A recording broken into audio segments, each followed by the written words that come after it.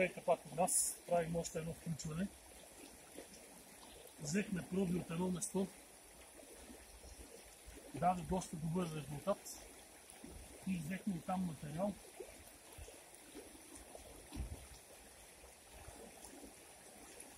Пресяли сме го предварително през ситото, даже тук последната още не сме пресяли.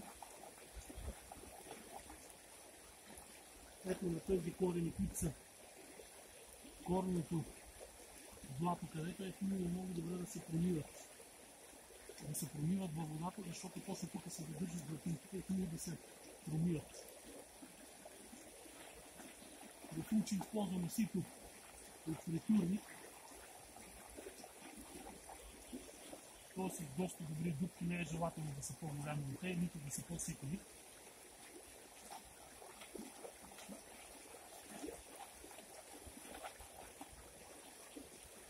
Хубаво е преди да изхвърлим материала, понеже чак пак излизат някои парчеви камъкчета, така наречените самородки, е хубаво да се преглеждат, че може да има златинки в нея. Така наречените самородки. Но това много рядко се случва. Ако имаме късмет, можем да прегледаме в камъните, да ни изхвърлим гранатчета, рубинчета, но те най-вече са в родопите. Тук покрай Софийските реки доста малко има.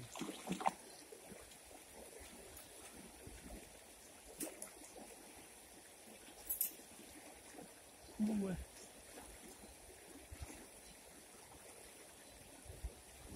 През всякия пясък, понеже тук има доста глина, хубаво е така малко да го умиеме с чиста вода, да не подаваме нулия кал. 2-3 пъти само така да го промиеме.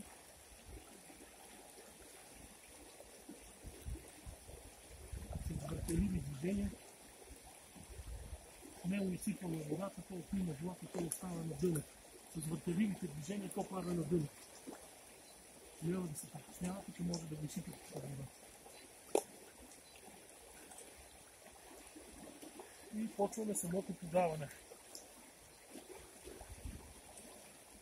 Аз съм ви обяснил предишните предавания как става. Улей е настроен между 13 и 15 градуса наклон. Хубаво е да е нивелиран, да не е така надясно или наляво. Да е нивелиран с между 13 и 15% наклон. Имаме огледална стелка тук гумена, която като почнем да подаваме, ако има златинки, те в самото начало ще се хванат. Не се слага много пясък, половина пакта и така разстилваме наляво надясно. Ето виждате леката фракция как отмива водата. Има наличието на по-тежки метали, така наречения магнетит. И когато има магнетит, има признак да има и злато, но не винаги има злато. Ето тук в началната стелка веднага по-едрите златинки, веднага тук се захващат, после ще ви покажа на края на предаването. По-древните златинки преминават надолу през мрежата и попадат в миньорския мъх. Попадне ли в миньорския мъх, няма вадено там, там ще остават. И желателно на 15-20 кофи подаден материал пясък, който е пресят предварително, е желателно миньорския мъх да се изтлакне, нали, да се провери какво е наличието на златото. Хем да не се задръства много, да ви е по-лесно подаването. Ето така е хубаво предварително малко водичка да сипаме. Така хубаво да го разбиеме пясъка, за да може като го подаваме той предварително да си е пресят. Предварително да се промива по-лесно. Иначе като не е промит с вода, ето той става на бучка, можете да видите. Хубаво е да се поразбърка и да се подава на по-водна основа.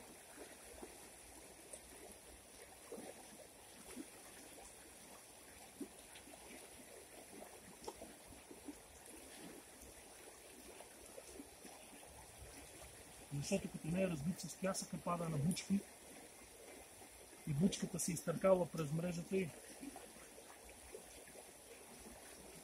материал отива в реката.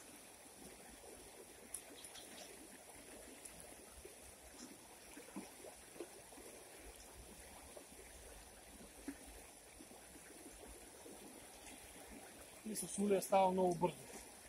Една коза пясък се премива точно за 15 минути. Глупости 15 минути. 3 минути.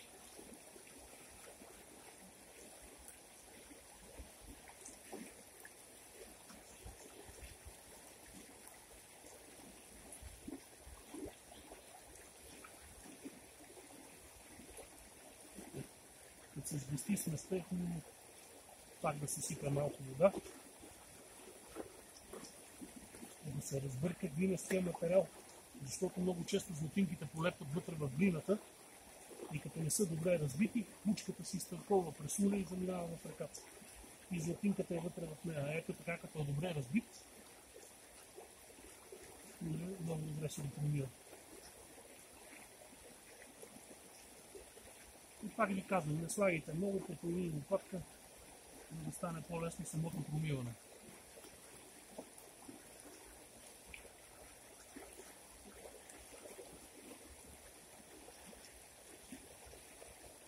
Колегата през това време, докато аз пробивам нуля, той взима проби на корените на дърветата и където даде най-добра проба, оттам взимаме материал, пресяваме пясък предварително и го подаваме нуля.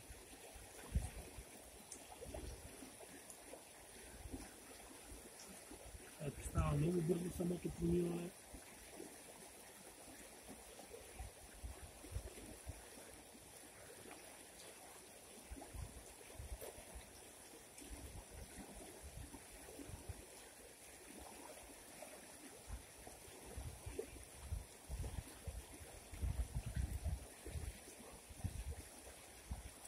Вие виждате, като е добре нивелиран нуля, как лекия материал много бързо се промива от водата.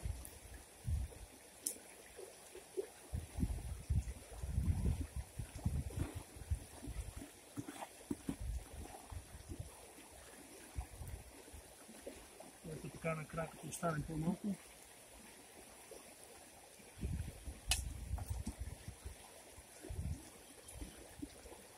Може да се въртеливи движения.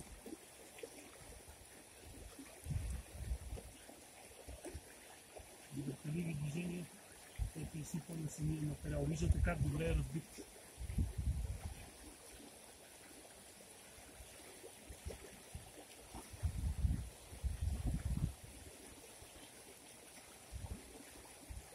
Водата може да го изпълни и една само пясък.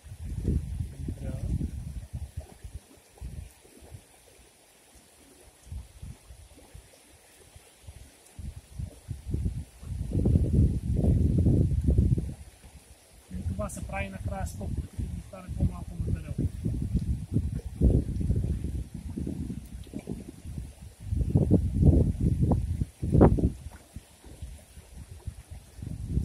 Винаги златото остава най-накрая на дъното на пясъка, защото той е най-тежкият материал. Ето, видяхте една кофа за колко време се промива, точно за 3 минути. Сега оставаме улия около 5 минути да си промие леката фракция. Ние ще отидем при колегата да видим където взима проби, да ни покаже какъв е резултата. Той събира най-едрите златинки. Нас не ни трябва да събираме микронното злато, нас ни трябва да събираме лешниците. Нали така, Слави?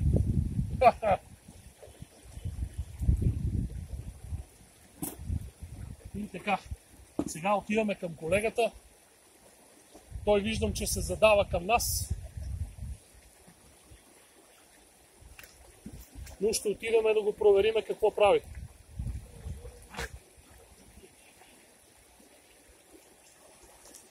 Отиваме към него. Ето тук искам да ви покажа естествения миньорски мъх, който се образува в природата. Ето под един корен тук под дървото. Ето това е естественият миньорски мъх. Хубаво е да се отскумне и да се промие в чинийката. Този миньорски мъх много задържа златинките. Това е естественият капан на златото в природата. Сега отиваме към колегата да провериме. Виждам, че е намерил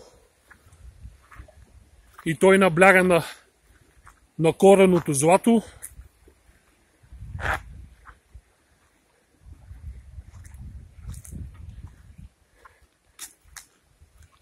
И пак ви казвам, тази река е много хубава, защото от двете страни на реката, и надолу по течението, и нагоре по течението, навсякъде е с корени, дървета, които са оголени от водата.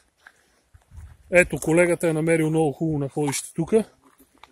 Уникален корен е намерил, страшен уникален. Много хубав корен е намерил. Уникален корен, ето го материала под корените.